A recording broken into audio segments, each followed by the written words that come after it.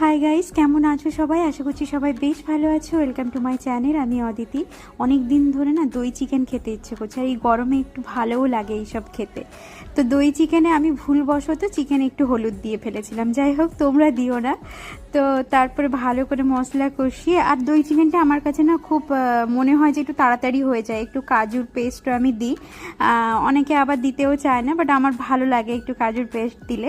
তারপরে ভালো করে চিকেনটাকে ভেজে নিয়ে একটু অল্প তেলে ওই কাজু পেস্টের সাথে ভালো করে একটু কষিয়ে নিতে হবে। আর কষিয়ে নেওয়ার পরে দইটা ফেটিয়ে রেখে দইটা দিয়ে দিতে হবে। আর দই দেওয়ার সময় কিন্তু অবশ্যই মাথায় রাখবে গ্যাসের ফ্লেমটা যেন লো থাকে।